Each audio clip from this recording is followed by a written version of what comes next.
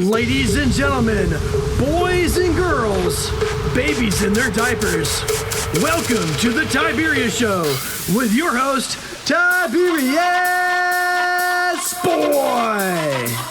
That's me, Tiberius! Today, we're going to talk about some very awesome stuff. We have a video about Hot Potato, a book about best friends running a babysitting business, and we have a totally awesome guest. Today we have the one, the only, the amazing Duane Cerny! Duane sells dead people. Wait a second, that can't be right. I got it. Duane sells dead people's things. Now this is going to be interesting. Yep, I don't sell zombies. Well, today we're going to start off with the video game of the week, and this is going to be a deflection.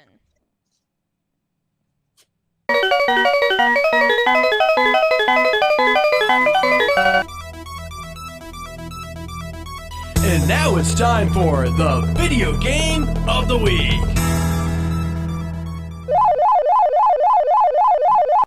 Today's video game is Deflect. So this is the game on the Roblox platform. It's made by Unbound Interactive. Because it's on Roblox, you're able to play it on PC, Mac, Xbox, and even your cell phone. And it is free. Free, you can't beat that. Well, this is the only game by Unbound Interactive. Tell me more. Okay.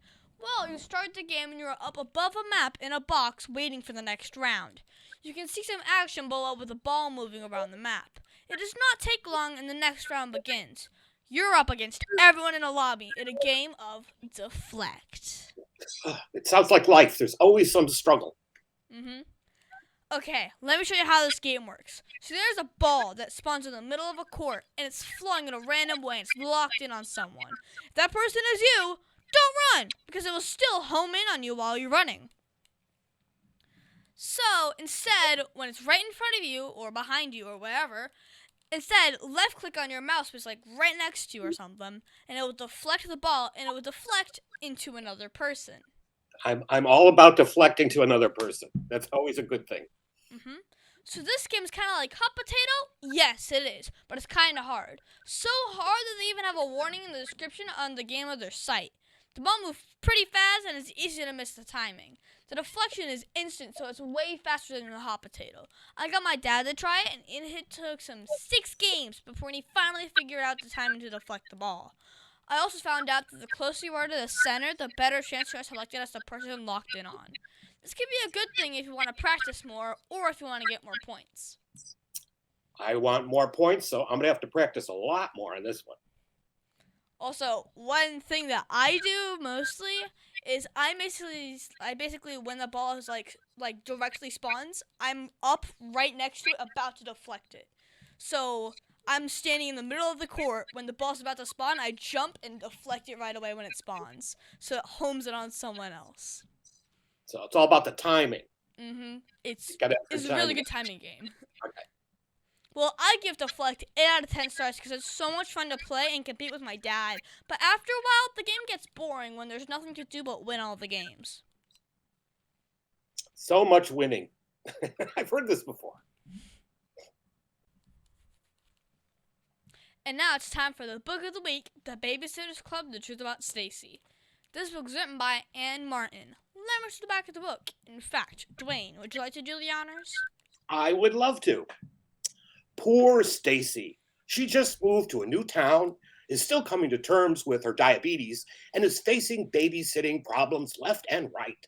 Fortunately, Stacy has 3 new friends that will help her deal with whatever's thrown their way, even if it's a rival babysitting club. Well, this is an error book that's worth 1 whole point. It's rated for 2nd grade and 7th month. That is not a lot of points because it's a graphic novel, but the subject matter is made for teens. Now, I don't think it's fair that they rate it so low just because it's a graphic novel. So, in book 2 of the Babysitter's Club, we start off with a meeting and Stacy was talking with the other members of the club. She had moved to Stony Brook from New York City. Her best friend from New York City was ignoring her after finding out that she had something called diabetes. all the girls learned about diabetes to be supportive. They learned how to check blood sugar levels and use insulin, as well as the pump that does it automatically. They were going pretty good until Claudia's sister, Janine, found a poster for a new babysitting company called the Babysitting Agency. This was going to be a problem, and it was started by some of the older girls at their school. It's always those older girls. Trouble. Just trouble. Well, I give the Babysitters Club The Truth About Stacy 12 out of 10 stars because I know someone with diabetes, and it was smart to show the issue of quality control to save their business from the competition. That sounds like a good book. Informative. Over 40 years, Lighthouse Central Florida has provided education, independent life skills, and job training to thousands of Central Floridians who live with blindness or any degree of vision loss. Whether it's picking out clothes in the morning or just moving around your community and serving Orange, Seminole, and Osceola counties, contact Lighthouse Central Florida at 407-898-2483 or visit them online at lighthousecfl.org. And now it's time for our interview of an interesting person. Today's guest is going to be so much fun. Today we have the one, the only, the amazing Duane Cerny. Duane sells dead people's things, and he wrote a book about it. I even sell the things of the living, just because they're easy to deal with. So first off, how are you enjoying being on the show? This is a blast. I'm having a great time. How are you? Goody good. Good. Okay, so to start off, you are listed as an antique dealer. Can you explain to my listeners what are antiques and how did you get into selling them? So, dictionary definition is antiques have to be 100 years old, but I also sell collectibles, which is 20 years old. So if you think about it, 2002 would make something collectible. I was doing this since I was a kid, actually, buying and trading and collecting things like way before the internet came along. And I've had multiple stores, and I've been doing this like forever. Is it kind of like a pawn shop? Well, kind of like a upscale pawn shop. Yeah. But Do you we sell sell stocks? Stocks. Yeah. Stocks. We sell old stock certificates. Ooh. Yeah. Ephemera. That's paper. It's called papers. We call it ephemera. Okay. So what is the process in finding antiques? Well, when I was younger, I would drive all around the country like a crazy person with the truck and go to flea markets and yard sales and estate sales and auctions. And I would bring things back to Chicago and I would resell them in someone else's store. Now, because I've been doing this for so long, people contact me online and send me photos. God bless the internet. And then I can kind of pick and choose what I want to buy. So it's become a lot easier. Okay. So how long have you been finding and selling antiques? I've been doing this 35 years. Wow. I'm an old guy. Trust me, I'm only 11 and I feel old. I'm sure you do. So what got you interested in working with antiques and vintage items? When I was your age, I actually had a little business called the Porch Store. And I would go around the neighborhood and I'd ask kids in the neighborhood what toys they weren't playing with. And I'd say, I'll sell your toys for you. So basically it was like a consignment store, but it was on my parents' porch, and that's how I got into this. I don't know where I even got that idea from. You know how, you're like Tiberius, like you're good at things, but you don't know why you're good at it, but you're just good at it. Yeah, that was with me. So I was just good at it. I don't even know where it came from, but here I am. So what is the best part about working in this business? People. I love meeting people and whatever they collect. And it says a lot about them. I always say if you look around, even look around your dad's room and the things that he collects, it says a lot about him. I'm sure if you look around your room, you'd see a lot of things that would say something about you. So it's definitely the people. I like people and their stories. So does it take a lot of training to be an antique dealer? Well, when I was growing up, there really wasn't, you couldn't get a degree in it, and you can now. And people can take online classes. So it's easier to actually be like accredited if you want to be, let's say, an appraiser rather. And I'm not an appraiser. So but now it's easy. You might want to have a degree like in art history. That's a good background. Mine was English. Just it could almost be anything, but art history is a good place to start. Okay. Now, Yes. how does this job make the world a better place? I have the best job ever because I'm like the ultimate recycler. Vintage dealers and antique dealers are very cognizant of their carbon footprint, that expression, right? And we don't waste anything. So if you think about it, this is just, it's the greenest business there is. So we're making sure that things don't go into landfills. Instead, we clean them up and they go off to somebody else's home to be used. Mm-hmm. So I always feel really, really good about that. So what is one of the coolest things that you got to see in your business? Well, you know what? I actually brought something here, and for people listening to the radio, this is there we go, thank you. This is actually a bank. Years ago, when you would open up a bank account, they would give you you could give your mom like a toaster for opening up a bank account. But this is a toy bank, and it's actually a UFO, and it's based on an actual sighting of a UFO.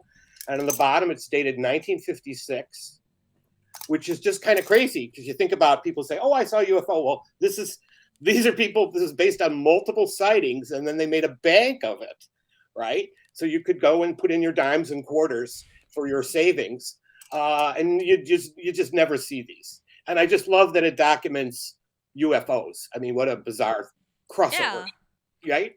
So I hope you described that well for everybody, for all Tiberius's listeners on the radio. So I'm holding up a saucer bank, and you put the coin in one side, and it would shoot to the other. So it's silver.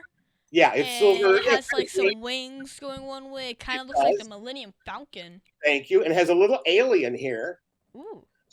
Yeah, in a little dome, and then he sits on a globe, the top of a globe, and again the bottom then documents exactly how this object came to be, which I think is wonderful because so often things in my business we don't know who made it, where it came from, but these people, they wanted people to know that they were the people behind it, and based on actual UFO sightings. So exciting.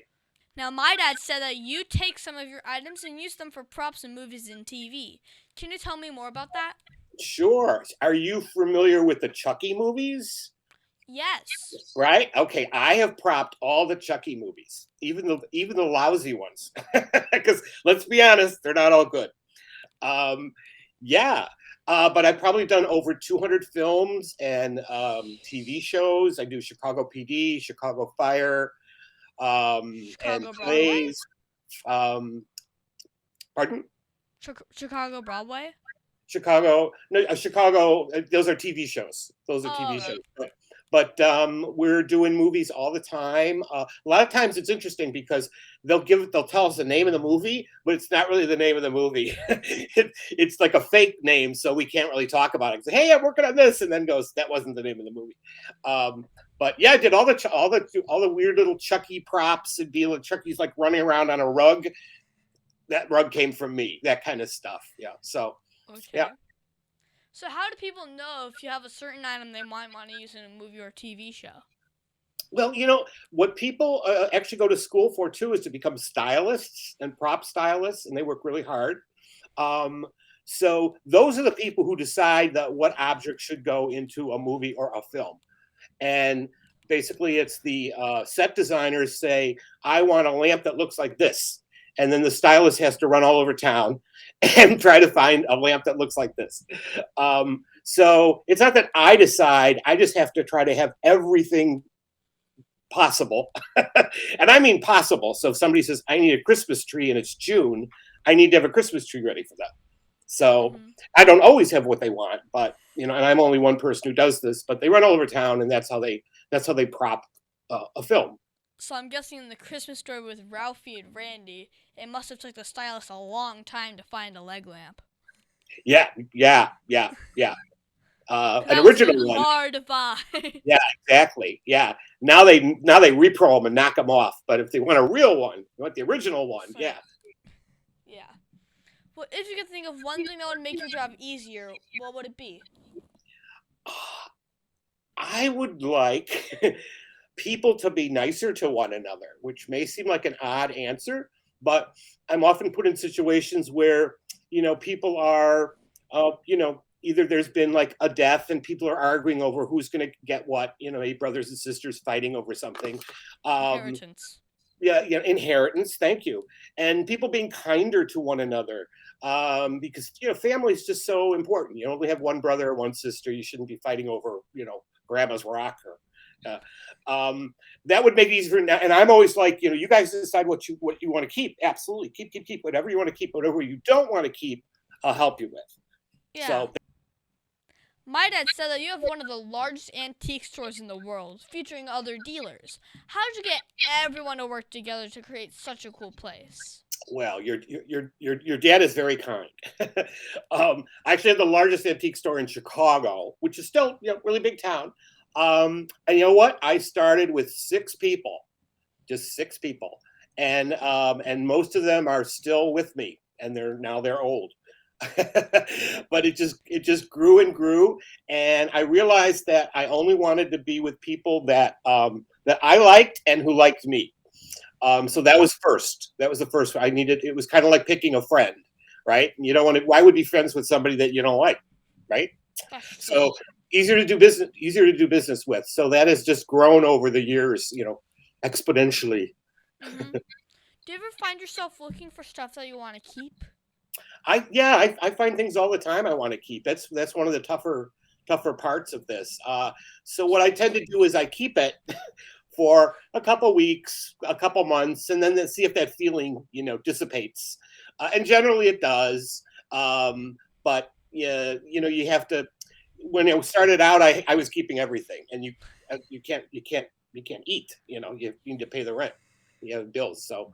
I can pay you this. I can pay you antique stuff. It's just this. Yeah, it's you're turning things into money is the trick in this business.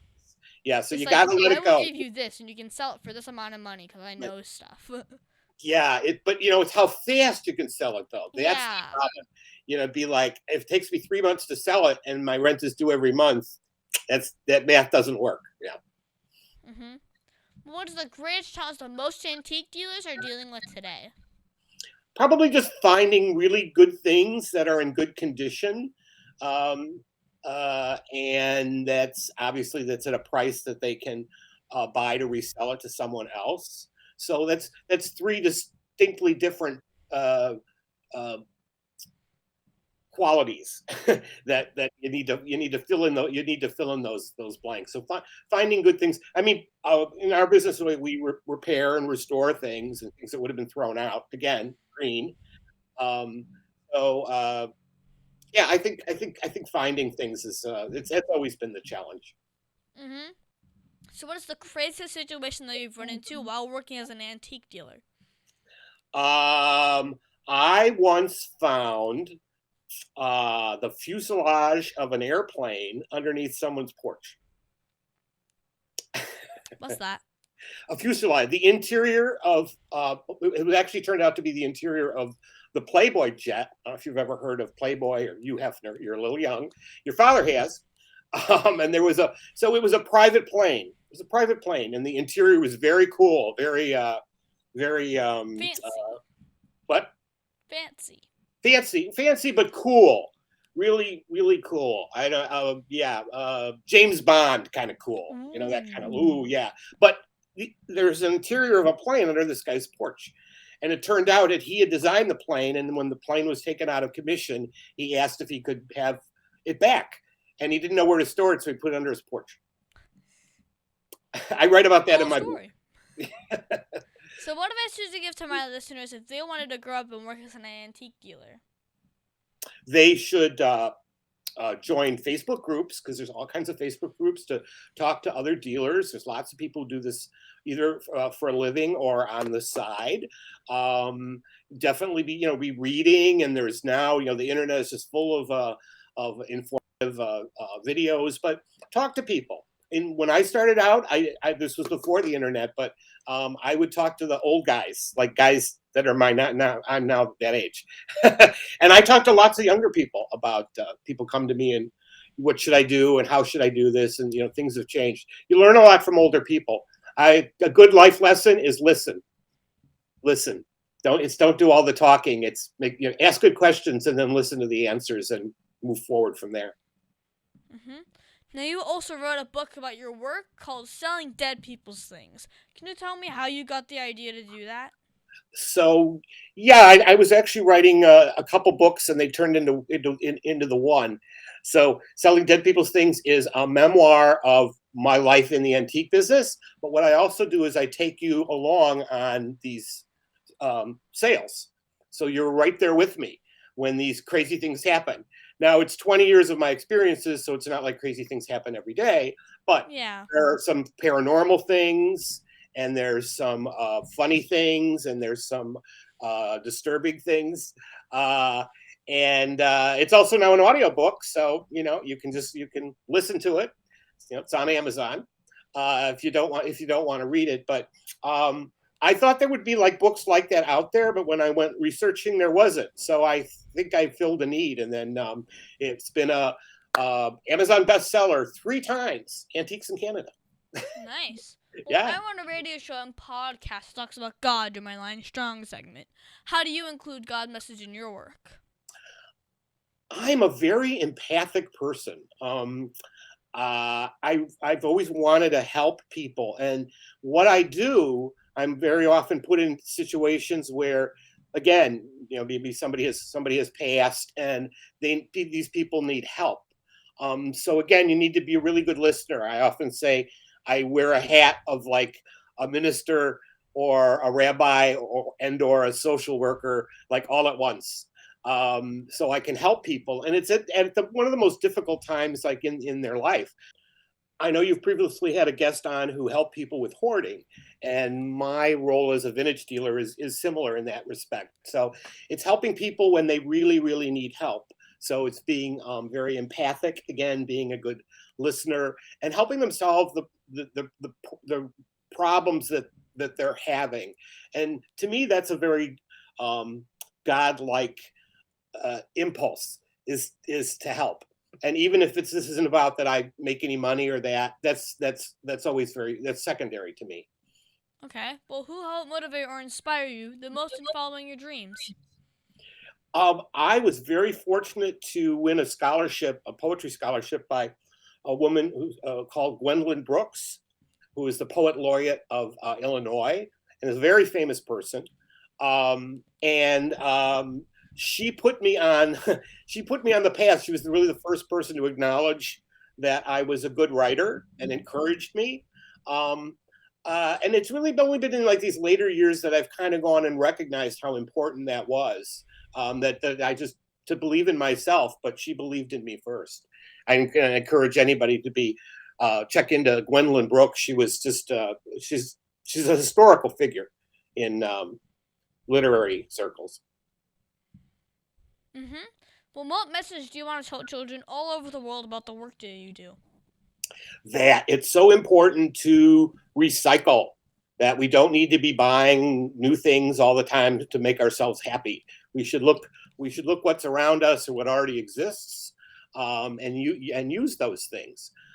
So that's just being kind to the earth and giving it back. And it's now is more important than ever to be doing that. Mm-hmm. Now, what was the biggest mistake you ever made, and how did it change you as a person? Well, I don't know if it was a mistake. I used to do stand-up comedy, and it was kind of weighted just because I was very shy. And one time I completely fell off the stage onto my face. I mean, tables go flying, chairs go flying. Yeah, I mean, talk about bombing. I just bombed. But this is life has been. It's just when I fall on my face, I get back up. And I've literally fallen on my face any number of times. And it's made me a better person. I've learned more about taking chances on things by failing. It's okay to fail. It's okay to fall on your face. Don't hurt yourself. So when you're not working on antiques, what do you do for fun? Oh, I read. I watch Netflix, and I write. Do you play video games? I do not. The only video You game do on your I phone. played was Pong. Do you ever heard of Pong? I do. So what is your favorite book to read? You know what? My favorite book to read is always the book that I'm presently reading. And right now, I'm reading Berlin Stories by Christopher Isherwood. I'm very interested in the Weimar Republic, and what that time period was like. I kind of go in cycles of reading in different areas. So I'd say whatever I'm reading that's my favorite thing. Okay. Now can you tell me that one story? Remember, this is a kid show, okay? Now what is that one story? Well, that you're not supposed to tell me about. Come on, you can tell me. One thing. Well, let's see. Sometimes when you're an antique dealer, you're a bit of a sleuth, and so you find things that you're really not sure what you should do with them. I'm not saying illegal things. We're just saying like kind of adult, grown-up, inappropriate things. So which is always difficult because oftentimes a family will say, "Well, what did you find?" And I have to go, "I didn't find anything." Where in fact, I did. Did. Yeah. So we'll go back to the Hugh Hefner and the Playboy jet, but that's for another episode. Yeah. Well, is there anything else my listeners should know about you?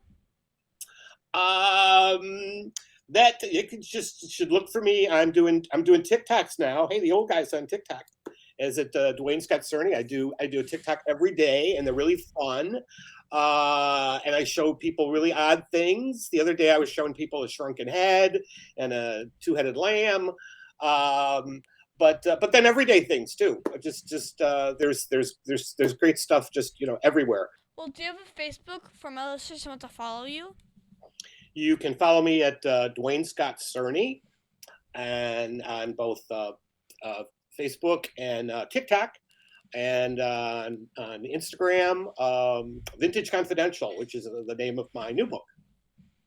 Okay. So what is that one question that you think I forgot to ask you? Oh, gee. How tall am I? Well, how tall are you? I'm much taller now.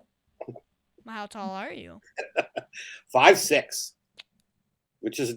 How tall were you? How tall were I? When we began the show, or... I think I'm a few inches. I think I'm a few inches shorter from when we started. So, I mean, I'm 5'2", so.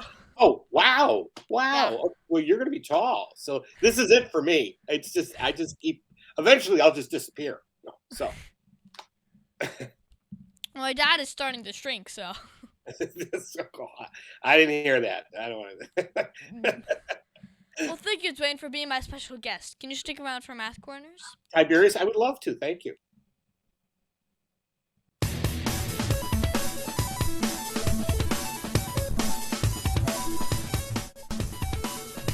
Tiberius' favorite subject, it's Math Corners! Well, thank you, Duane, for helping me with Math Corners. This week, we're going to do some more multi-step word problems. My dad is always good at finding new problems for me to solve. Today, we're going to talk about the baseball cards. Oh, boy. Here we go. Okay, here we go. Tom found a box of 27 baseball cards in the basement, and his dad said that he could have them. He decided to share them with his buddy Frank and Joey. Each of the three friends took the same number of cards. Joey decided to sell his cards, and he found a shop that paid $2.50 a card. How much money did Joey get for his cards?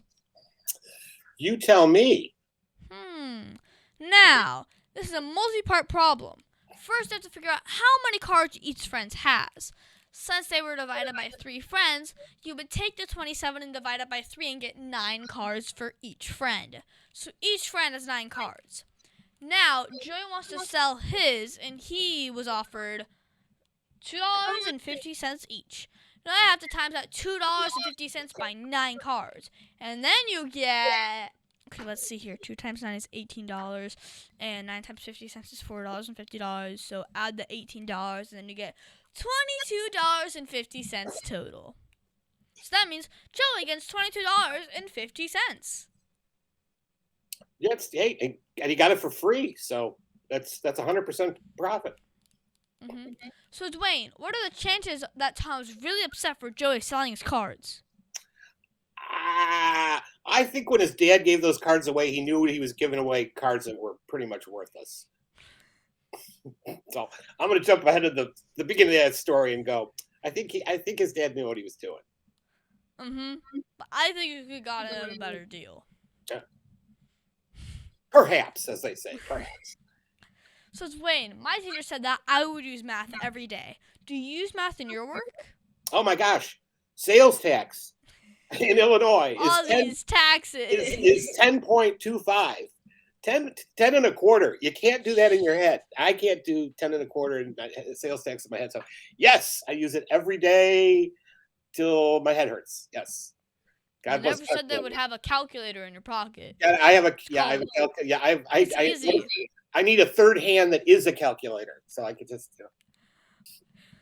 Well, thank you so much, Duane, for your help with math corners. Oh, of course. See TiberiusSmithLaw.com. You can call him at 407-801-2667. Wait, you are not Chuck. My dad can help when people get hurt. He loves to help people.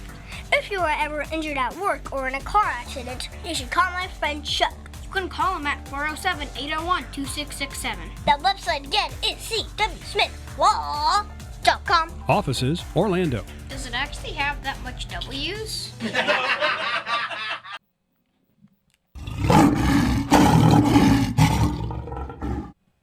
And now it's time for the Heart of a Lion. As you know, we talk about the qualities of living by the heart of a lion, which stands for leadership, integrity, obedience, and nobility. This week, we're going to talk about integrity. For me, I think integrity is doing what is right, even when no one else is looking. The qualities of integrity is honesty, sincerity, truthfulness, and fairness. Well, this week, I was having a hard time with my math assignments. For some reason, I forgot about one and did not turn it in. That means I get an incomplete for the assignment. My dad says for every incomplete, I lose my computer for 1 week. Or I can make up the work and get the teacher to give me a grade, so I only lose it for 2 days. It was hard to be honest with my dad, and I told him that I had an incomplete assignment. I knew that meant I was not going to have my computer, but I told him anyway, and worked towards getting the assignment done. It was truthfulness and honesty. As soon as my grade is fixed, I will be able to use my computer again. So Duane, did you see you use integrity at all this week, even when it hurts? I love this topic. Yes. I ask myself all the time, what's the right thing to do? Because it's a challenge. I mean, when you're self-employed, that's your reputation. And I actually had somebody come in the store with this little painting, and they said they wanted $50 for it. And I said, no. I can't give you $50 for it. I'll give you $100 for it, because this is a much more valuable painting than you realize. And they were like shocked. And I have done this before. And one of the reasons is that because it's honest and it's the right thing to do. What's the right thing to do? And people tell other people that I'm a decent guy and I'm fair. And I think that's one reason I've been in business for all these years. My business partner does the same thing. So it's what, you got to ask this little voice in your head, like, what's the right thing to do? And it will tell you and follow your heart. So I love this topic. Well, we should always try and be lion strong in everything we do, shouldn't we? Absolutely. There's no other way. And that's our show, folks. I want to thank the one, the only, the amazing Duane Cerny for being on my show. It has been so much fun talking with you today. I think we learned a lot about the antique business and movie props. Very, very cool stuff. Thank you, Tiberius, for allowing me to share myself and what I do with all your fans. This has just been so much fun. Invite me back. No problem. I'm sure I will. Do you mind giving your website again? Absolutely. So my websites are the name of my books. So sellingdeadpeoplesthings.com, vintageconfidential.com, and you can also follow me on YouTube and Facebook at Duane Scott Cerny, and newest book on Instagram at Vintage Confidential, and follow me on TikTok at Duane Scott Cerny. But everybody needs to follow you, Tiberius. Okay.